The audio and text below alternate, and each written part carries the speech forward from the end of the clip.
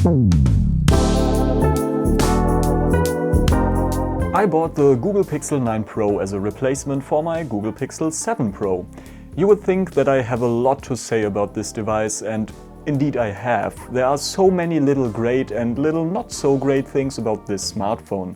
Many of them are baked into the Pixel experience, which is the name of Google's Android skin, and just carried over from the phone I used before.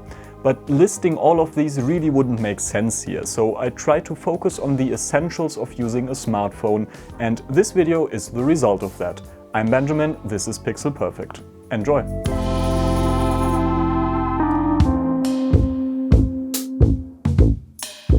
Design and materials can be checked off rather quickly. The phone is made of Gorilla Glass Victus 2 and metal, it's rather compact and feels great in the hand. The back glass almost feels soft while still being slippery.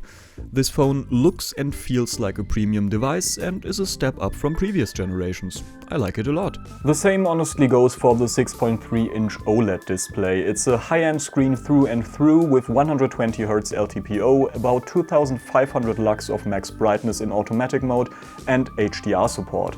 It's one of the best screens on the market right now, with only the lack of customization options holding it back. No matter which phone you have had before, this screen will almost certainly be an upgrade. As I upgraded from the Google Pixel 7 Pro, which had a way lower maximum brightness, this also applies to myself.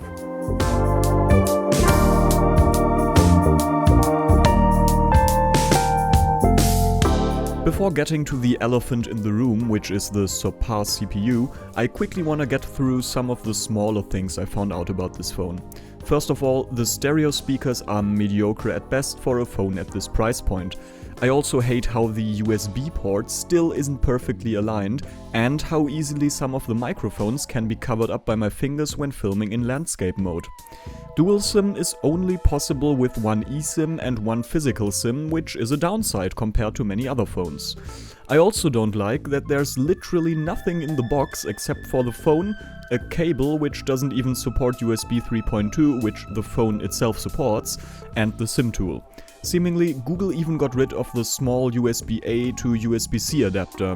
Not that I ever used it, just wanted to mention that. It's also worth noting that Google currently doesn't sell a wireless charger compatible with this phone. Both generations of the Pixel stand work with the Pixel 9 Pro, not with the 9 Pro Fold though, please keep that in mind. But Google stopped selling the second-gen Pixel stand a couple of weeks ago without announcing a replacement.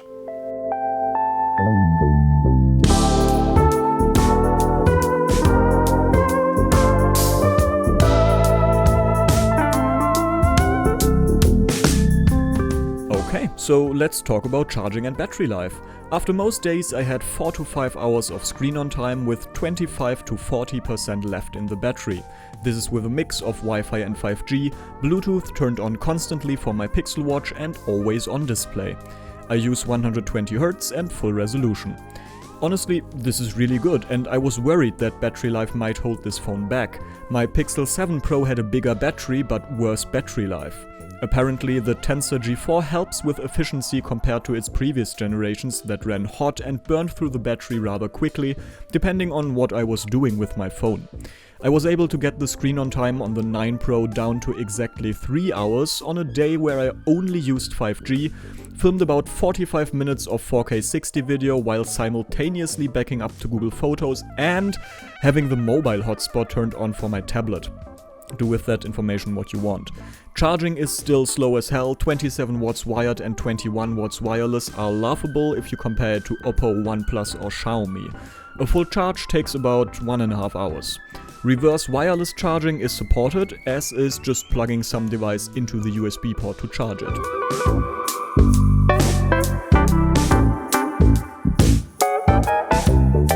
The Google Tensor G4 is the worst flagship CPU on the market right now, and every benchmark I know of proves that. I personally don't care about benchmarks, but during the super heavy use scenario that I described a minute ago, the system started to lag. The Tensor G4 is a bottleneck, and that many reviewers don't even mention this is worrying. During regular use, the phone is as snappy as it could be, and it's an absolute joy to use.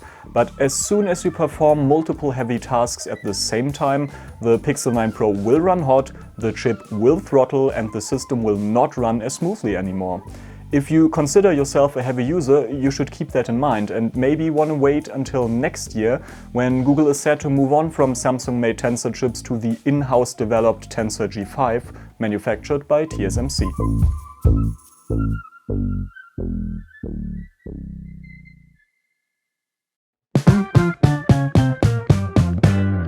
The Google Pixel 9 Pro is the best phone for photography at the moment. You are more than welcome to argue with me about this in the comments, but it's just a phenomenal point-and-shoot camera. All 3 lenses on the back are amazing and produce great images, as does the selfie camera, which is a pretty big step up from previous generations actually. While manual controls are available now, they are very limited if you compare them to, let's say, a Sony Xperia. When it comes to video, the turntables.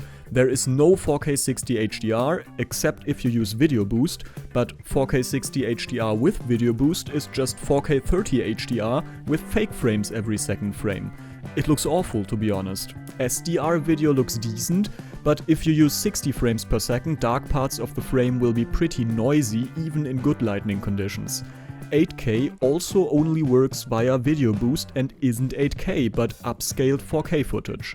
It's very much noticeable that the Google Tensor bottlenecks the video capabilities of this smartphone, and that's a pity, because except for the subpar video mode, the cameras are excellent. The Video Boost feature should not be necessary in the first place.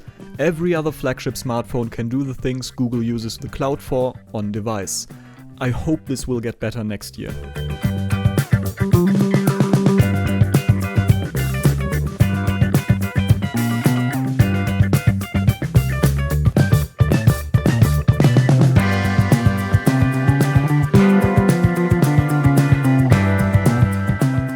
That's it. The Google Pixel 9 Pro has an amazing camera for pictures, one of the best displays on the market, and the system runs incredibly smooth as long as you don't bother the phone with heavy tasks. There are less overheating issues than last year, though still noticeable, especially when there is a lot of load on the modem. Battery life is surprisingly good and almost on par with Samsung and Apple. The fingerprint reader is very quick, and the system is what people call the Pixel experience. I didn't talk about the system on purpose because all I have to say is that it's amazing. The Pixel UI is responsive, the design is coherent, and all the Google services that I use work very well on this phone. I honestly couldn't go back to Xiaomi or Samsung, as the software experience just isn't comparable. And after all, that's the reason why I will continue to daily drive a Google Pixel. Thanks so much for watching and have a great day.